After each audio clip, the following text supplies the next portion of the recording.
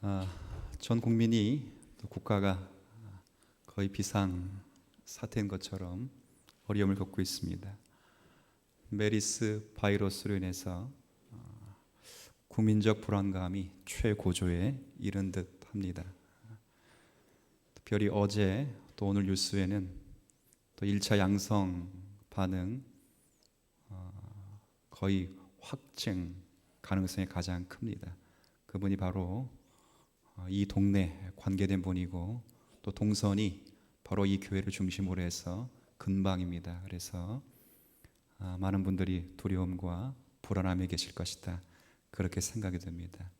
부천시에서도 공공시설과 종교단체에게 협조문을 보내왔고 간곡히 시에서도 이 질병 퇴치를 위해서 교회가 협조해 주기를 부탁하는 마음으로 저희가 여러분 주보 안에 중동호흡기 증후군 질병 정보와 또 예방, 감염 예방 수칙을 삽지해 두었습니다. 참고하셔서 빨리 퇴치될 수 있도록 여러분께서 마음 써주시면 고맙겠습니다. 들어오실 때 우리 안내위원들이 악수를 안 하셨을 것입니다. 뭐 냉정하다 이렇게 생각이 들 수도 있겠지만 우리는 하고 싶지만 여러분들을 위해서 일부러 좀 자제한 것입니다. 별도의 지시가 없으면 일단은 교계가 그렇게 하자고 캠페인을 하고 있는 그런 실정이기 때문에 저도 함께해서 악수를 삼가고 그렇게 하겠습니다. 제가 이따 예배 끝나고 악수를 못 하시더라도 너그럽게 용서하시고 마음은 그렇지 않다는 것 여러분 이해해 주셨으면 좋겠고, 장로님이 기도하신 것처럼 기도 가운데 하나님의 은혜로 이 질병이 잘 퇴출될 수 있도록 여러분께서 많이 기도해 주시는 우리 모두가 되시기를 진심으로 바랍니다. 예, 오늘 예레미야 38장이 말씀의 본문입니다. 이 38장 앞뒤에는 그러니까 37장부터 39장에는 예루살렘의 마지막 날들이 기록되어 있습니다. 그런데 이 예루살렘 마지막 날들을 기록하고 있는 이 기록의 방식이 예루살렘이 어떻게 끝장나는가, 그 역사적인 배경으로 기록되어 있지 않고 특이한 것은 그 나라의 마지막 왕인 시드기야가 무엇을 실패하고 있는지, 무엇을 놓치고 있는지를 중심으로 유다 나라의 마지막을 기록해 두고 있습니다. 그러니까 우리는 37장부터 39장을 읽으면서 유다 나라가 이렇게 망하는구나를 깨달아 할 것이 아니라 왜 망할 수밖에 없는가, 그리고 총체적으로 그 나라의 지도자인 왕이 무엇을 하나님 앞에 실패하고 있는가, 그것을 확인하셔야 될 것입니다. 제가 오늘 그래서 관심을 가진 부분은 19절입니다. 한번 다시 보시겠어요? 시드기야 왕이 예레미야에게 이르되 나는 갈대아인에게 항복한 누구를 두려워하고 있어요? 유다인을 두려워하노라. 염려하건대 갈대아인이 나를 그들의 손에 넘기면 그들이 나를 조롱할까 하노라 하는지라. 이 무슨 말입니까? 예레미야가 이미 38장 앞부분부터, 물론 1장부터겠죠. 그러나 38장 이 앞절부터 예레미야가 이미도 이 나라는 망합니다. 바벨론이 이미 이 나라를 정복할 것이고 우리는 이 나라의 속국이 될 것입니다. 유일한 살 길이 있다면 이 나라에 항복하십시오. 왕도 항복하시고 유다 나라의 백성들도 항복하십시오. 그리고 나서 70년이라는 하나님의 심판을 겸허히 받으십시오. 어쩌면 우리 당대에는 돌아오지 못합니다. 그리고 우리 아들 때라도 돌아올 수 없습니다. 혹 하나님이 은혜를 베푸시면 우리 손자, 손녀 때나 돌아올 수 있습니다. 이런 메시지를 전했죠. 그러니까 왕의 고관들, 대신들이 듣고 기분이 안 좋은 것입니다. 선지자가 이 나라의 평안과 행복을 구해야지 어떻게 외적에게 항복하라는 메시지를 전할까라고 해서 기분이 좋지 않아 왕을 설득해서 그 예레미야 선지자를 죽이려고 한 것입니다. 물이 없는 웅덩이에 가다 놓고 이미도 바벨론이 유다 나라를 애워싸 있기 때문에 음식이 끊긴 것으로 그를 굶겨 죽이려고 했습니다.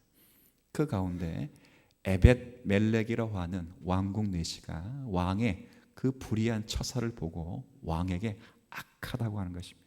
겁도 없지요. 내시가 내시 주제에 자기가 섬기는 그 왕을 악하다고 한 것입니다. 하나님이 계시면 이러실 수 없습니다. 당신이 죽이려고 하는 사람은 선지자입니다. 어찌 그러실 수 있습니까? 비록 당신에게 기분이 나쁘고 이 나라 온 국민을 불안과 초조로 만드는 그런 메시지일지라도 겸허히 받으셔야죠. 시드기야가 듣고 나니까 일리가 있어요. 그래서 자기 가신 30명을 그 내시에게 붙여서 예레미야를 다시 살려낸 것입니다. 그리고 시드기야가 직접 예레미야 선지자를 불러서 예레미야가 받은 말씀을 직접 듣는 것입니다. 17절 부분의 내용은 제가 구두로 설명했고 17절 예레미야가 시드기야에게 이르되 만군의 하나님이신 이스라엘의 하나님 여호와께서 이와 같이 말씀하시되, 자 보십시오. 내가 만일 바벨론의 왕의 고관들에게 항복하면 내 생명이 어떻게 된다고요? 살겠고, 그리고 이 예루살렘 성이 멸망, 불사름을 당하지 아니할 것이며 너와 내 가족이 살 것입니다. 자, 똑같은 말을 두 번 전하는 거예요. 그 18절에 내가 만일 그런데 나가서 바벨론의 왕의 고관들에게 항복하지 아니하면 애국심을 갖고 유다 나라 살리겠다고 그렇게 민족적 투쟁을 벌일지라도 이 성이 바벨론 즉 갈대아인의 손에 넘어가게 될 것이고 그들이 이 성을 불사를 것이며 너는 그들의 손을 벗어나지 못하리라 하셨습니다. 하나님의 말씀이십니다. 전한 거죠. 시드기야 왕이 들었어요. 근데 전세는 이미 기울어졌어요. 왜 그러냐면 9절 말씀 보세요. 이 에벤멜렉이 왕을 책망할 때 9절에 내 주 왕이여 저 사람들이 선지자 예레미야에게 행한 모든 일은 악합니다. 그다음 보세요. 성 중에 이미 떡이 어떻게 됐어요? 그러니까 바벨론 군대가 이미 예루살렘을 포위했기 때문에 모든 보급로를 다 막아서 거기에 식수 그리고 이런 음식이 차단된 것입니다. 시드기야도 전세를 보니까 이길 확률이 없지요. 그래서 이 예레미야 선지자의 말에 우리가 순종을 해야 되는구나 그런 생각을 했었을 것입니다. 그런데 그렇게 하지 않습니다. 19절에 우리가 지금 다시 읽겠습니다. 제가 시드기야 왕이 예레미야에게 이르되 직감을 했어요. 이 나라 끝이로구나. 그런데 끝까지 항복하지 않는 이유 잘 보세요. 나는 바벨론인에게 갈대아인에게 항복한 누구를 두려워한다고요?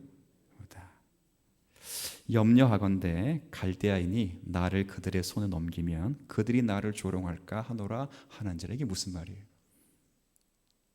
바벨론이 이미 예루살렘을 포위하니까 백성 가운데 살 길은 예레미야 선지자가 외친 것처럼 항복하는 길입니다 라고 해서 항복한 사람이 있다는 거죠.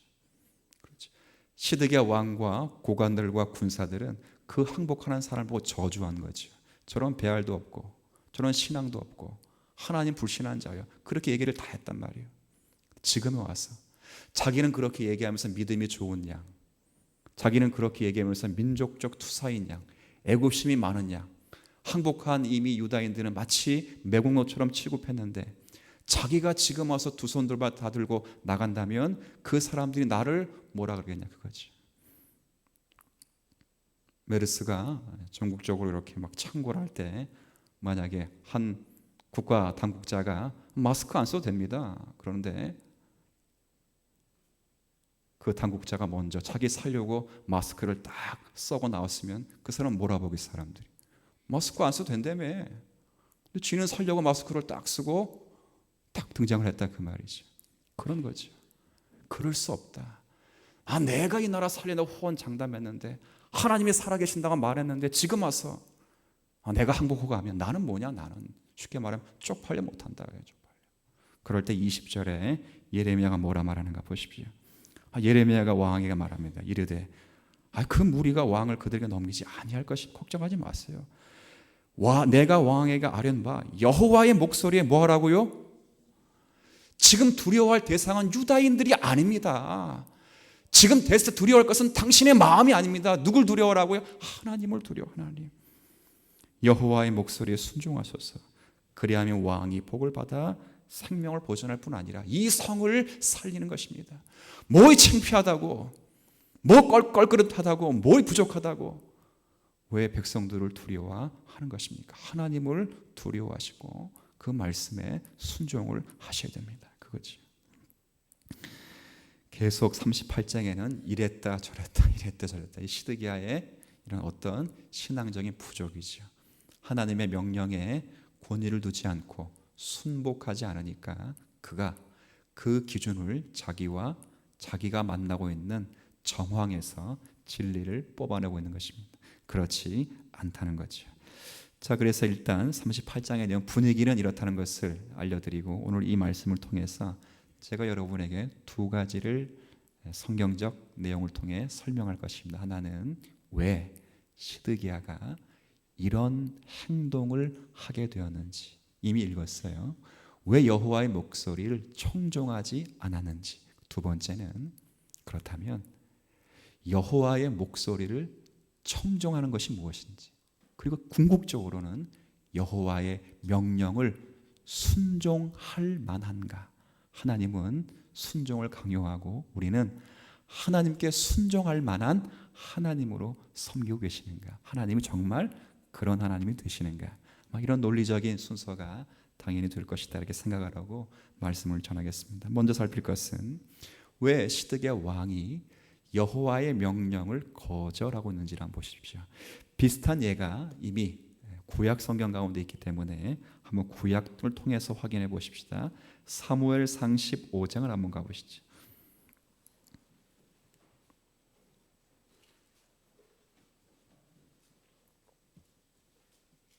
사무엘상 15장, 자 24절입니다. 한번 구약 성경 433쪽입니다. 아마 이제 이 설교가 진행되면 여러분들이 지금까지 알아왔던 것과는 조금 다르게 이 성경 본문을 접근하실 것입니다. 여러분이 지금까지 알아왔던 게 틀렸다는 것이 아닙니다. 근데 저는 성경을 이렇게 이해했다는 것입니다. 사무엘상 15장 24절 말씀을 제가 읽겠습니다. 여러분 눈으로 한번 확인해 보시면 좋겠습니다. 433쪽입니다. 제가 읽습니다. 제가 읽을게요. 사울이 사무엘에게 이르되 내가 범죄하였나. 이게 이제 사울 왕이 하나님께 이제 고백하는 거예요. 그리고 내가 범죄했습니다. 그리고 내가 여호와의 명령과 당신의 말씀을 어긴 것은 내가 백성을 뭐 했다고요? 두려워하여 그들의 말을 청종하였습니다. 이게 무슨 말이냐면 제가 그대로 설명할게요. 사무엘상 15장은 사울 왕, 이스라엘 초대 왕이 하나님의 명령을 어겨서 당신이 가지고 있는 왕권을 박탈당하는 내용입니다. 하나님이 사울 왕에 어떤 명령을 내렸냐면 아멜렉이라고 하는 그 족속을 진멸하라고 명령을 내렸습니다. 왜 그런 무지막지한 명령을 내렸냐면 이 아말렉이라고 하는 나라는 이스라엘 백성들이 출애굽할 때에 하나님의 크신 능력으로 그들을 구원할 때 구원 사역을 방해한 대표적인 세력으로 등장된 족속입니다. 하나님이 다른 족속엔 그런 명령을 안 하셨는데 이 아말렉만큼은 내가 영영이 아말렉과 원수가 되어 내가 아말렉과 싸우겠다 말씀하시고 그 나라를 진멸시키겠다고 하나님이 직접 말씀하셨습니다. 그리고 시간이 되어서 그 사명을 사울 왕에게 준 것입니다. 전쟁을 하면 반드시 너가 이길 것이다. 너희가 힘이 있어 이긴 것이 아니라 나의 능력과 나의 보호하심으로 분명히 아말렉을 이길 것이다. 그러면 좋은 거 있다고 가져오지 말고 다 진멸하여 모든 것을 멸절시키라는 명령을 내립니다. 그래서 사울 왕이 군대를 이끌고 아말렉과 싸우는데 보나마나 이겼을까요, 졌을까요? 이겼죠. 이거 나 보니까 시가지에 있는 벤츠 차를 버리기가 너무 아까운 것입니다. 집집마다 있는 황금과 다이아몬드 반지를 그걸 버리고 오기가 너무 아까운 거예요. 그렇죠. 집집만의 외양간에 있는 황소, 푸른 황소가 아주 보기 좋아서 그걸 죽이고 오기가 너무 힘든 거예요. 그래서 보기에 가치 없는 중고차 가운데 제가 타고 다니는 아내가 타고 마티즈 이런 건 다 폐차시켜 버리고 벤츠 이런 것들은 다 가져오는 거예요. 다이아몬드 가져오고 황소 가져와서 그 명목상으로는 뭐라 말하는가? 여러분이 잘 아시는 내용 15절 21절 한번 보실까요? 제가 읽을게요. 사울이 이르되, 사무엘상 15장 15절, 사울이 살려왔어요. 이르되 그것은 무리가 아멜렉 사람에게서 끌어온 것인데 백성이 당신의 하나님 여호와께 뭐 하려고 가져왔다고요? 헌금하려고. 헌금. 그럼 다 용서가 되죠. 그렇게 이렇게 하셔요? 왜 이렇게 불의하시고 주일도 안 지키고 왜 이렇게 하세요? 아니 예배 드리고 헌금하려고. 그럼 다 용서가 돼요. 그렇죠? 21절에 다만 백성이 그 마땅히 멸할 것 중에서 가장 좋은 곳으로 길갈에서 당신의 하나님 여호와께 뭐 하려고 끌고 왔다고요? 제사하라고. 딱 들었어요. 사무엘이 듣고 그래? 묻는 거죠. 하나님이 당신들이 드린 번제와 제사보다 당신들이 목소리 청종하는 거 이 두 가지 중에 뭘 더 기뻐하시겠는가? 제사를 좋아할까요? 목소리 청종하는 걸 좋아할까요? 목소리 청종하는 거죠. 그리고 말하죠. 그 유명한 말, 순종이 뭐보다 낫고 듣는 것이 순양의 기름보다 훨씬 나으니라. 당신이 여호와의 말씀을 거역하고 당신이 마음이 완고하여 간사한 우상에 절한 격이 되었으니 하나님이 당신으로 하여금 영원토록 왕이 되지 못하도록 당신을 끌어내리실 것입니다. 그런데 문제는 여기 있습니다. 사울왕이 뒤늦게 회개하고 진짜 살려온 이유. 자, 사울왕이 왜 살려왔다고요? 뭐 하려고 위해서? 좀 전에 15절 21절 읽어보니까 사울왕이 하나님께 뭐 하기 위해서 짐승 살려왔다고요? 그게 아니라는 겁니다. 아시겠어요? 여러분 다 그렇게 알고 있었지요? 그게 아니에요. 죽인다고 하니까 진짜 살려온 이유. 진짜 24절 이거예요. 사울이 사무엘에게 이르되 내가 범죄하였나이다. 내가 여호와의 명령과 당신의 말씀을 어긴 것은 내가 백성을 뭐해서? 무슨 말이에요? 백성이 그걸 원했다는 거예요. 백성이 함께 전장에 나가서 그 좋은 차 한번 타고 싶다 그 말이에요. 좋은 다이아몬드 나도 한번 내 아내에게 끼워주고 싶다 그 말이죠. 좋은 황소 집에 한번 키워봐서 종자로 만들어서 한번 이렇게 잘 살아보겠다는 거예요. 왕을 바라보고 왕이시여 당신은 왕입니다. 왕이 그런 재량도 없습니까? 그런 자율권도 없습니까? 왕이시면 왕답게 행동하세요. 그리고 모든 백성들이 이미 마음에 사특한 심령으로 왕에게 모든 것을 집중해요. 집중. 왕은 자기 명령에 따라서 자기가 왕의 인기를 보존할 것인가 왕의 인기를 스스로 버릴 것인가 큰 기로에 섰어요.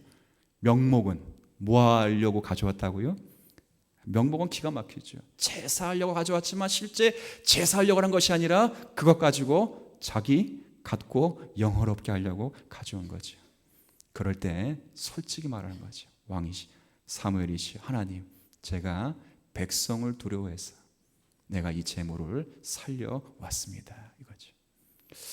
뭘 느끼십니까? 저는 성경 읽으면서 그런 생각을 해요.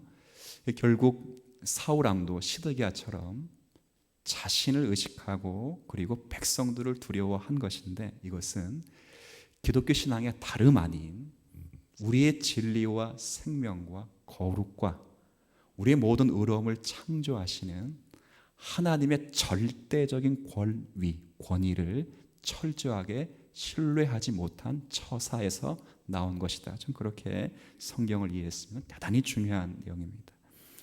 그래서 사울왕은 결국 하나님을 기쁘시게 하는 것, 그리고 어떤 기준에 있어서 하나님이 기준이 아니라 자기가 기준이 되고 자기가 처해 있는 정황들이 기준이 되어서 하나님을 섬기고 있는 것입니다. 심지어는 자신들의 운명과 생명과 복까지라도 결국 자기들이 생성할 것처럼 그렇게 생각하는 발로에서부터 시작된 것입니다. 그런데요, 놀랍게도 기독교 신앙은 그렇지 않습니다. 왜냐하면 우리의 모든 복과 생명은 오직 하나님 한 분밖에는 아니 가지고 계시기 때문에 그렇습니다. 우리의 복은 하나님 안에 있고 우리의 생명은 오직 주님 안에 있습니다. 제가 좋아하는 고린도전서 1장 30절 31절의 말씀 보면 이런 말씀이 있어요. 너희는 하나님께로부터 나서 그리스도 예수 안에 있고, 우리가 누구로부터 나서 누구 안에 있냐면 하나님께로부터 나서 그리스도 예수 안에 있습니다. 그럼 예수는 동일하게 하나님께로부터 나서 우리 안에 계신답니다. 우리 안에 어떤 것으로 계시냐면 그분이 지혜로 계시고 우리 안에 거룩함으로 계시고 우리 안에 의로움으로 계시고 우리 안에 생명과 구원으로 계신답니다. 그래서 이 결론을 가지고 사도 바울이 뭐라 결론했냐면 이는 기록된 바, 우리가 잘 아는 말씀이죠. 자랑하는 자는 오직 주 안에서 자랑하라, 이렇게 나옵니다. 이게 무슨 말이죠?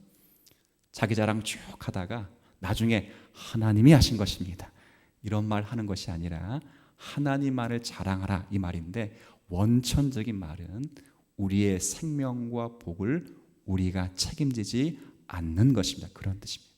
오직 우리와 생명, 우리의 복, 우리의 거룩함, 우리의 진리, 우리가 가지고 있는 지혜, 우리가 가지고 있는 정의, 우리가 가지고 있는 모든 의로움과 구원은 하나님만이 만들어 내신 것입니다 라는 고백인 것입니다.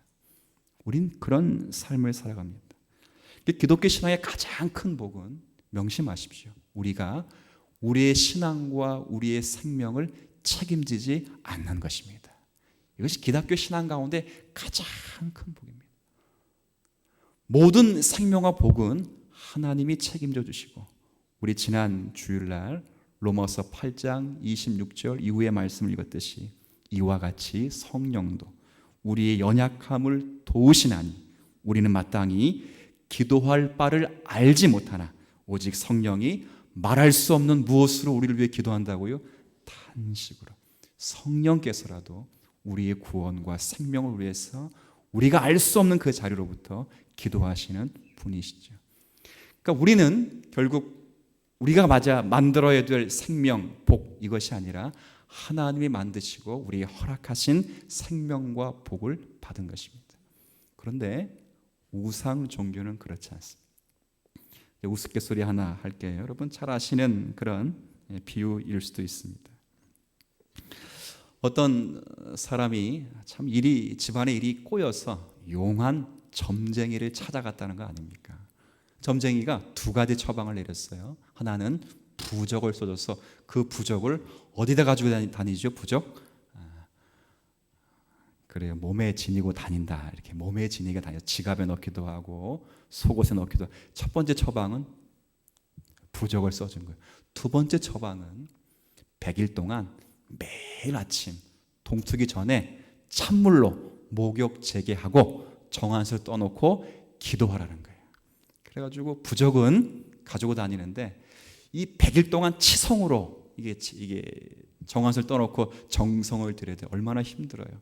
99일 동안 이를 꽉 몰고 그 쌀쌀한 날씨도 불구하고 찬물로 이렇게 샤워를 하고 동쪽을 바라보면서 늘 비나이다 비나이를 했어요. 그런데 99일째 감기를 걸린 거 아닙니까? 감기를 걸려서 이게 찬물로 샤워를 못하고 미지근하다 싶은 따뜻한 물로 샤워를 하고 정한수를 떠놓고 동쪽을 향해 빌었습니다. 자, 묻지요. 소원이 이루어졌다 안 이루어졌다? 안 이루어졌다는 겁니다. 그럼 뭐가 실패한 거예요? 뭐가? 99일까지는 잘했는데 마지막 한 날에 뭘로 샤워한 거? 말도 안 되는 거죠. 지금 모든 과학을 포함해서 모든 시대의 모든 환경과 모든 이성이 어쩌면 이런 노릇을 하고 있습니다. 모두가 다 구원과 도덕과 인간의 영혼의 탑과 인간의 정신, 모든 것들이 다 자기들이 창조하고 만들어낼 줄로 착각하며 살아갑니다. 제가 우습게 소리를 얘기하지만 이건 이 시대를 향한 것들입니다. 그러나 그렇지 않습니다. 여러분의 생명과 복은 오직 하나님께로부터 나오고 그 하나님 만드셔서 우리 가운데 주시는 분이시고 지속적으로 그 생명과 복을 유지하도록 영혼의 답을 주시는 분이십니다. 그 답이 누구죠? 예수 그리스도시죠. 그 예수 그리스도가 우리 가운데 머물도록 성령께서 우리 가운데 함께 하시고 그분과 묶어 주셨습니다. 결코 우리 존재 자신에게 답이 없고 외적인 어떤 수단과 방법과 과학과 이성에게 답이 있는 것이 아니라 우리 영혼의 답과 우리 생명과 복은 하나님 한 분에게 있는 거죠. 시드기야가 마찬가지입니다. 왜 바벨론에게 항복을 못하지요? 항복하면 살 것이라는 것을 믿지 못하기 때문이요. 그리고 하나님이 복과 생명을 안 줄 것처럼 생각하기 때문입니다. 그래서 자기가 만들어가야 된다. 자기가. 사울왕도 마찬가지입니다. 거기에는 진리인 듯 보이나 진리 아니고 거기에는 생명인 것처럼 보이지만 생명이 없습니다. 이게 간단한 내용이 아닙니다. 오늘 제가 웃으면서 이렇게 설교하고 하지만 이건 간단한 내용이 아닙니다. 제가 이제 설명을 더 한번 해보죠. 그러면 하나님께 순종한다는 말이 뭐고 정말 하나님은 순종할 만한 분이신가? 그런 권위와 명예가 있는가를 잘 생각해 보십시오. 오늘 여기에 여러분들이 뭐라고 할까? 설득당하셔서 가셔야 됩니다. 아마 설득은 다 이미 당하신 형편인데 논리적 설득을 당하셔 가셔야 됩니다. 하나님은 우리에게 순종을 요구하시는 분이시지만 우리는 그분을 절대적 권위자라고 인정합니다. 여러분 그렇게 믿으십니까? 근데 이 시대에서 권위적이라는 말은 좀 듣기가 거북하죠. 지금 시대에 권위라는 말을 쓰지 않습니다. 대통령이 권위적이다 그러면 그건 거의 군사정부 시대 때나 때 쓰는 말이고 문민정부 시대 때는 권위적인 말이 사실 맞지 않습니다. 만약에 목사가 제가 권위적인 게 낫겠습니까? 따뜻한 사람이 낫겠습니까? 아마 따뜻한, 저도 그렇게 되길 바랍니다. 우리 교회에 오시는 분 가운데 오늘은 보니까 예배당이 좀 많이 그래도 빈 것 같아요. 지난주보다. 뭐 때문에 그런 직감을 드는데 적절히 예방하시면 괜찮아요. 오늘 그분이 안 오셨는데 이제 20년 가까이 어릴 때 학생 이제 신앙생활 하다가 20년 만에 다시 신앙생활 했는데 좋은 것 중에 하나가 옛날에 학생 때 신앙생활 때는 목사님이 되게 권위적이었대요. 권위적. 말 안 듣으면 두드려 맞을 것 같고 벌 받을 것 같이 신앙생활을 했는데 요즘 20년 만에 가까이 돼서 교회를 찾으니까 이 교회는 그렇지 않다는 거예요. 목사님이 웃기기도 하고 제가 별로 웃기지는 않는데 웃기기도 하고 또 설교 가운데 뭐 세상 말도 이렇게 하기도 하고 그렇다는 거예요. 쉽게 말하면 만만하다 그 말입니다. 좋다 그 말이죠. 예, 권위적인 것보다 따뜻한 게 좋죠. 그래서 모든 한국교회의 주 텍스트는 키워드는 사랑과 행복과 치유가 되어버렸습니다. 그래서 모두가 다 정서적이고 감성적인 것에 기독교가 지금 혈안이 되어 있습니다. 거기에 다 포커스가 가 있습니다. 그런데 한번 생각을 해보십시오. 성경적으로 권위적이란 말이 얼마나 중요한지를 잘 생각하면 이보다 더 큰 진리의 확고함이 없습니다. 하나님이 권위적이라는 말의 뜻이 뭐지요? 이 권위적으로 우리에게 요구하시고 강압적으로 다가오시는 것은 하나님이 요구하신 내용에 다른 어떠한 가치를 대신할 만한 것이 없다는 것을 하나님이 우리에게 설명하시는 방식입니다. 이게 더 어렵죠? 뭔 소리 하는 거예요 지금? 편하게 들으려고 왔다가 괜히 쓸데없는 이런 생각할 수 있을 것 같아요. 쉽게 말하면 하나님이 우리에게 명령하시고 그 명령을 순종하라고 권위적으로 강압적으로 요구하시는 것은 그 명령을 제쳐놓고 다른 것에서 어떠한 선택을 해서 우리가 이 명령보다 더 많은 가치와 생명과 내용을 창조할 것이 없기 때문에 하나님은 명령을 하시고 권위적으로 찾아오시는 것입니다. 더 쉽게 설명해 드릴까요? 부모가 자녀를 낳았습니다. 자녀가 학창시절 때 부모가 자녀들에게 가장 많이 하는 말 뭐지요? 한번 시작. 그렇죠. 또 어떻게 듣는 사람들이 더 많이 이렇게 학생들이 청년들도 많이 들어봐. 저도 많이 들었습니다. 근데 왜 그렇게 말하죠? 학생이 학생 때에 공부하지 않는 것으로 학생다움을 표현할 방법이 달리 없기 때문에 그렇습니다. 무슨 말인지 아시겠어요?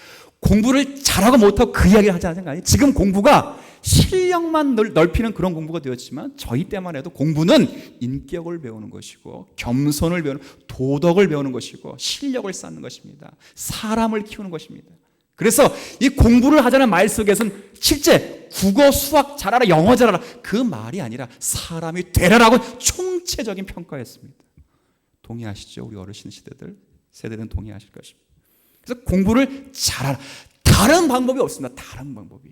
그래서 공부를 안 하고 다른 것을 선택한 사람들은 그것이 자기네 죄악의 선택의 한 결과이지 공부하는 것과 노는 것 둘 다 똑같은 비중이 있는데 똑같이 대등한 건데 어떤 사람은 공부하는 걸 선택하고 어떤 사람은 노는 것을 선택한 것이 아니라는 거죠.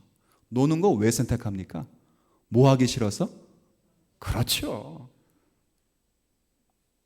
공부하는 것도 비중이 있고 노는 것도 비중이 있고 둘 중에 하나 선택해서 노는 걸 선택한 겁니까? 아니죠.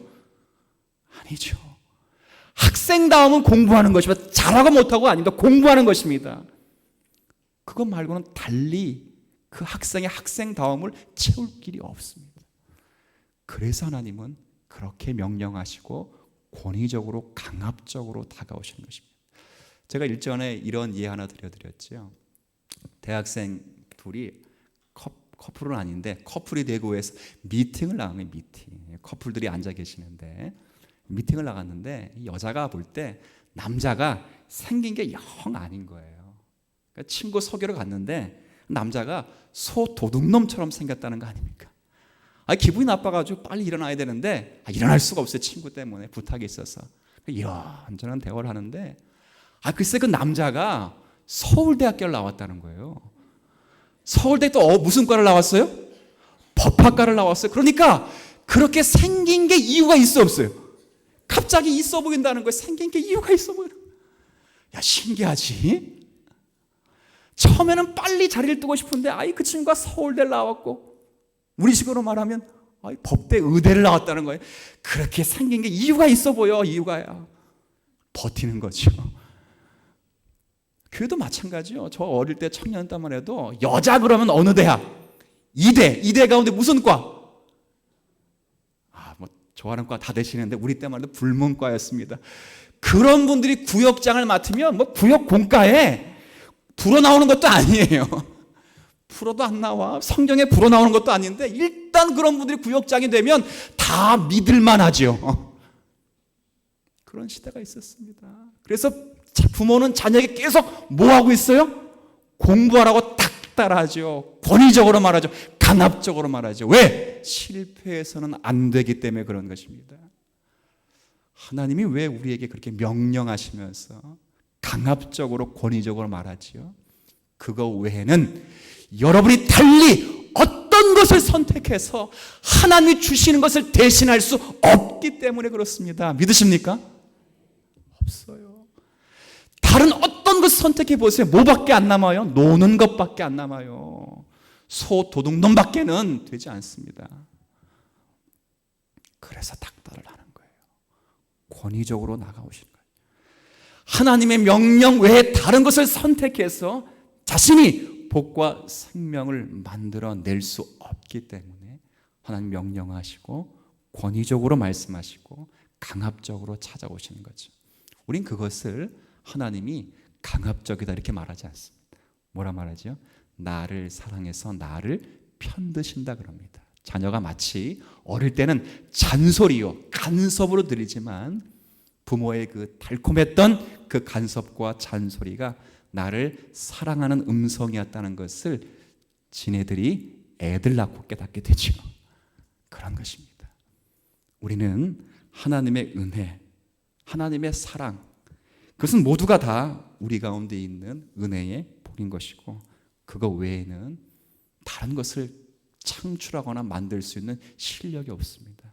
하나님만이 진정한 진리 되시고 우리가 의와 생명을 만드시며 의로움과 거룩함을 만드시는 하나님이시죠. 자, 이 내용을 신약 성경을 통해 확인해 보겠습니다. 베드로전서 1장입니다.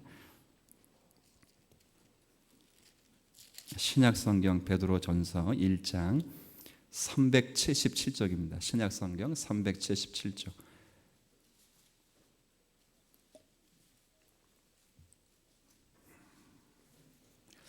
베드로전서 1장 377쪽을 한번 보세요. 그냥 성경을 쪽수로 찾으세요. 신약 성경 377쪽 전후가 됩니다. 1장 21절 말씀 잘 보십시오. 1장 21절 제가 한번 읽겠습니다. 베드로전서 1장 21절 너희는, 자 그렇게 찾았어요. 너희는, 이때 너희가 누굴까요? 너희. 자 이거 그대로 두시고 베드로전서 1장 1절을 가보시죠. 1장 1절. 자 이때 너희가 누구냐면 1장 1절에 보면 예수 그리스도의 사도 베드로는 자 본도, 갈라디아, 갑보도기아, 아시아와 비두니에 흩어진 누구라 되어 있어요? 나그네. 자, 이 너희는 흩어진 나그네입니다. 예수를 믿어서 예수 믿는다는 것이 죄가 되어 핍박을 받아 소아시아 근방으로 흩어진 나그네 된 성도들에게 쓴 편지입니다. 핵심은 뭔가? 이 나그네 된 성도들이 이 세상의 어려움 속에서 어떻게 신앙을 지켜내야 되는가에 대한 이해를 돕고 있습니다. 핵심은 산 소망입니다. 여기 1장 3절 마지막에 뭐라 되냐면 베드로전서 1장 3절 마지막에 우리를 거듭나게 하사 무슨 소망이 있게 하셨어요? 살아있는 소망이 있게 하셨습니다. 자, 그래서 21절에는 그 소망이 누구시냐를 소개합니다. 21절, 1장 21절 너희는 그를 죽은 자 가운데서 살리시고 영광을 주신 하나님을 그리스도로 말미암아 믿는 자니 너희의 믿음과 소망이 누구에게 있어요? 오직 하나님께 있답니다. 하나님께. 이 하나님께만 생명이 있고 이 하나님께만 복이 있고 이 하나님께만 구원과 의와 거룩함이 있답니다. 그래서 22절 너희가 그 하나님의 말씀에 순종하였고 너희가 그 말씀에 순종함으로 영혼이 깨끗함을 받았습니다. 그리고 그 영혼이 깨끗함을 받아 형제를 뜨겁게 사랑하게 되었답니다. 이렇게 할 수 있는 이유가 뭔가? 23절 한번 같이 읽어볼까요? 시작. 너희가 거듭난 것은 썩어질 씨로 된 것이 아니요 썩지 아니할 씨로 된 것이니 살아있고 항상 있는 하나님 말씀으로 되었느니라. 이 말은 뭐예요? 우리가 거듭났기 때문에 진리에 순종할 수 있고 영혼이 깨끗함 받을 수 있고 그리고 형제를 사랑하기에 이르렀다는 것입니다. 이것이 누구에게 되는가? 항상 있는, 여기 표현된 대로 23절에 살아있고 항상 있는 누구의 말씀? 말씀이라고 하니까 하나님 말씀하신 이 말씀, 이게 아니라 오직 항상 있는 말씀이면 변하지 않고 쇠하지 않고 방해받지 않는 하나님의 전능과 하나님의 사랑과 그분의 지혜와 그분의 작정과 그분의 의지에 근거하여 우리가 진리에 순종할 수 있고 영혼이 깨끗함을 받으며 형제 사랑하게 이르렀고 앞으로도 그와 같이 될 것이라는 것입니다. 누가 만드시기 때문에? 하나님이. 그래서 25절에 이것이 너에게 전한 복음이라는 것입니다. 이것이. 이해되시죠? 이 모든 것은 결국 우리가 왜 하나님의 권위 인저 그분의 명령을 순종해야 되는가? 그것은 하나님만이 권위적일 수 있는 분이고 하나님만이 우리에게 생명과 복을 만들어 내실 수 있는 분이시라는 거죠. 이겁니다. 사도행전 17장에 읽지는 않겠습니다. 제가 구두로 설명할게요. 17장에 가면 사도 바울이 2차 전도 여행을 나가는데 이런저런 지역을 나가다가 이제 그 중간쯤 지나고 나서 아테네 지역을, 그리스 아테네 지역에 전도를 하는데, 참 다른 지역에서는 우여곡절을 많이 겪었는데 이 지역은 너무도 그냥 사람들이 지식이 많아서 설교를 해도 안 듣는 것입니다. 그래서 이 사도 바울이 아테네 시내를 쫙 돌아보니까 수많은 신전들이 있어요. 제우스를 섬기는 제우스 신전, 헤라를 섬기는 헤라 신전, 바다의 신인 포세이돈, 이런 신전이 많이 있어요. 근데 유독 한 신전이 눈에 딱 들어왔어요. 그 신전의 이름이 뭐냐면 알 수 없는 신에게라는 신전입니다. 그러니까 이게 무슨 말이에요? 종교성이 이렇게 많다는 거죠. 제우스, 헤라, 포세이돈, 에로스를 섬기다가 혹시 그 신들 가운데 이름이 언급되지 않아 섭섭한 신이 생겨서 이 아테네를 벌줄까 걱정해서 혹시나 모르는 알 수 없는 신이라는 전을 만들어 놓은 거예요. 그러니까 얼마나 바울이 웃겼겠어요. 우리식으로 말하면 얼마나 기가 찼겠어요. 그러니까 바울이 설명하는 것입니다. 그래, 너가 알 수 없는 신이라는 것을 설정해 놓고 신전을 만들었는데, 그럼 내가 너가 알지 못하는 신이 무엇인지를 알려줄게 하고 설교합니다. 기가 막힌 접근법이죠. 그래서 말씀하는 거예요. 온 우주 만물을 창조하시고 그 만물에 생명과 호흡을 공급하시며 땅과 거주를 정하시는 천지의 주제이신 누구시라? 여호와 하나님이시라는 거죠. 그 하나님은 너희들처럼 신전에 갇혀 계시는 분도 아니고, 너희가 무엇이 부족한 것처럼 신을 섬기는데 그 하나님은 무엇이 부족해서 너희들의 손을 통해서 섬김을 받는 분이 아니라는 것입니다. 그 하나님은 홀로 충만하고 홀로 넘쳐서 그 충만하신 은혜와 사랑을 만민에게 공급하시고 생명을 주시고 호흡하시는 그런 역동적인 하나님이시라, 그렇게 설명을 하는 거예요. 뭐예요? 너희들이 섬긴다고 하나님 바뀌지 않는다는 거예요. 너희 섬기는 신이 부족한 것처럼 하나님 그런 분이 아니라는 거죠. 하나님은 홀로 충만하시고 영원전부터 계시며 영원까지 작정하시고 자신이 복주시로 작정한 모든 대상, 모든 사람에게 생명과 호흡을 넉넉하게 제공하시는 하나님이 천지의 주제시라는 거죠. 그분이 우리의 하나님 되십니다. 사람들은 모두가 다 자신의 운명과 복을 자신이 결정합니다. 이것이 다 이 시대의 공통적인 특징입니다.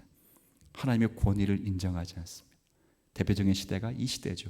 합리주의 시대입니다. 모두가 다 이성이 아니면 믿지 않습니다. 여러분 한번 보십시오. 생각이 미치지 않으면 가짜라고 그러고 이해가 안 되면 안 믿습니다. 지금 시대는. 그래서 놀라운 것은 우리 교회는 그런 분이 없겠지만 교회를 다니고 예수를 믿어도 천국을 안 믿는 사람이 많답니다. 이해가 되십니까? 우리는 이해가 안 되지만 그 사람들은 이해가 된다고 그러고 안 된다고 안 돼. 제가 직접 물어보지 않았지만 우리 중고등부 혹시 유초등부 아이들도 이성적인 사고에 길들여져 있으면 아마 그럴 수도 있을 것입니다.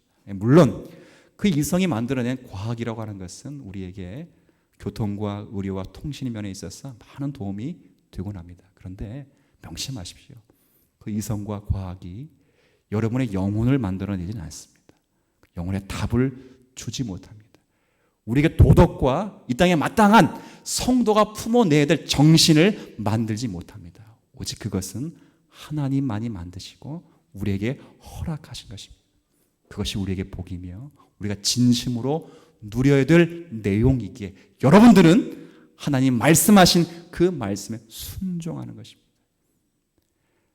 내가 하나님을 섬기고 내가 죽도록 충성한 목숨을 걸겠다고 하는 그 고백과 결단보다 더 선결되어야 될 문제가 뭐냐면 내가 하나님은 목숨을 걸 만한 분이신가, 내가 죽도록 충성하고 섬길 만한 분이신가를 깨달아서 여러분이 하나님께 설복을 당하시고 그 권위에 순종하여 이 땅에 주님으로부터 사는 성도의 삶을 잘 감당하시는 우리 모두가 되시기를 주님의 이름으로 부탁을 드립니다. 하나님 아버지, 시드기야 왕은 자신의 생명과 복이 자신 안에 있는 줄 그렇게 착각했습니다. 이것은 사울왕 시대 때도 그렇고 지금의 시대에도 이 땅의 모든 생명과 복이 자기 안에 있는 듯 그렇게 합리적인 생각이라 생각하여 그런 생각을 합니다. 그러나 기독교 신앙에 있어서 우리의 복과 생명은 오직 하나님 안에 있고 그분이 보내주신 예수 그리스도 안에 있습니다.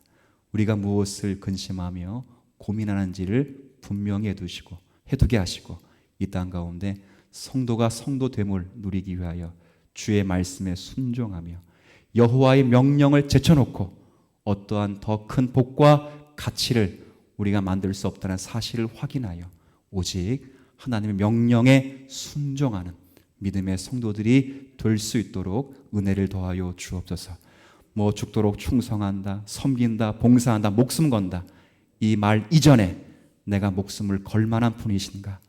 내가 나의 생명을 걸 만하고 충성과 봉사를 할 만한 분이신가를 확인하여 그 하나님의 은혜와 생명 앞에 설복당하는 성도들이 되어 한 생에 주님 잘 섬기며 살아가는 믿음의 권속들 되게 하여 주옵소서. 예수님의 이름으로 기도 올리옵나이다.